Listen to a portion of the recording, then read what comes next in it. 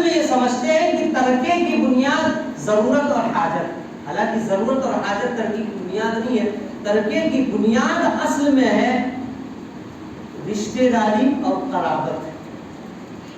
میت سے جو جتنا قریب ہوگا اس کو اتنا زیادہ ملے گا. میت کے جو قریبی رشتہ دار ہوتے ہیں وہ دور کے رشتہ دار کو کیا کر دیتے ہیں. مثال کے طور پر ایک آدمی کا انتقال ہوا، اس کا باپ موجود ہے، اس کا اور جس کا انتقال ہوا اس کا باپ بھی موجود ہے، اس کا دادا بھی موجود ہے، لیکن باپ کے ہونے کی وجہ سے میت کے دادا کو میراث میں حق نہیں ملے. اگر دیکھا جائے یہاں پر تو ہمارے عقل کا تو تقاضا یہ ہے کہ اگر ہم حاجت اور ضرورت کو دیکھیں تو جو بوڑھا ہے اس کو زیادہ ضرورت ہے، کوئی کمانے والا نہیں، اس کو ملنا چاہیے. لیکن شریعت نے اس اصول کو نہیں مد نظر رکھا، بلکہ شریعت کا اصول یہ ہے کہ جو قریب ہے اس کو ملے. باپ ہے تو اس کے دادا کو نہیں مل سکتا. یہ شریعت کا اس معاملے میں اصول ہے. یہ ایک بات. تو شریعت کے اندر جو نظام بنایا گیا ہے میراث کا، اس کا جو پورا دار و مدار ہے وہ قرابت داری اور رشتہ داری، قریبی رشتہ دار. اسی وجہ سے دیکھو بیٹوں کے ہوتے ہوئے پوتوں کو میراث نہیں ملتا، کیونکہ بیٹا قریب ہے پوتے کے مقابلے میں. اگر بیٹے نہیں ہیں صرف پوتے ہیں تو پوتوں کو ملے گا. تو یہاں پر جب بیٹا موجود ہے تو چونکہ میت سے پوتے کا تعلق جوڑنے میں اس کے باپ کا واسطہ بھی اس میں موجود ہے، چونکہ پوتا باپ کے واسطے سے ہے وہ بعد کا ہے، تو پہلے والا الاقرب فالاقرب، پہلے والا بعد والوں کو کیا کر دیتا ہے، روک دیتا ہے، چھپا دیتا ہے. اس کو حجب کہتے ہیں. یہ حاجب، حجب کے معنی پردہ. یہ جو ہوتا ہے نا میت کا بیٹا اس کے پوتوں کے لیے پردہ ہو جاتا ہے، آڑ ہو جاتا ہے. اب وہاں میراث منتقل نہیں ہوتا. اسی میں وہ ایک مسئلہ آتا ہے ہمارے درمیان کہ بھئی یتیم پوتوں کو حق کیوں نہیں ملتا.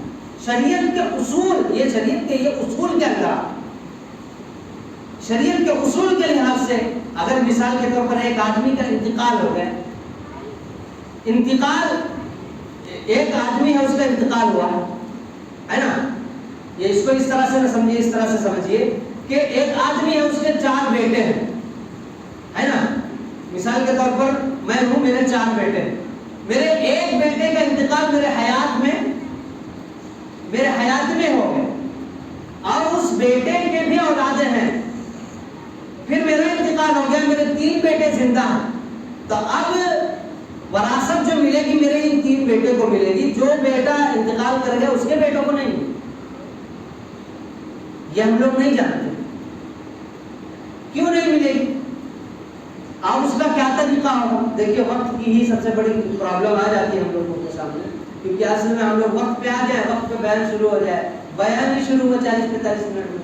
اب میں تو 1 گھنٹے کی تیاری کے حساب سے آئے گا کہ ضروری باتیں جو ہے 1 گھنٹے میں کچھ عرض کروں، لیکن اب پھر جو ہے اس کو پیچھنا چھوڑنا پڑتا ہے. انشاءاللہ آئندہ ہفتے میں کچھ باتیں کی جائیں گی، انشاءاللہ سے کنٹینیو کریں گے. انشاءاللہ آئندہ ہفتے بہت اہم موضوع، انشاءاللہ آئندہ ہفتے 15 میں جیسے بھی انشاءاللہ موقع ہوگا تو 5-10 منٹ میں اپنی باتیں ختم کر کے جو ہے اس کو انشاءاللہ آئندہ پھر کنٹینیو کیا جائے گا. میں 10 منٹ میں اپنی باتیں سمیٹ دیتا ہوں.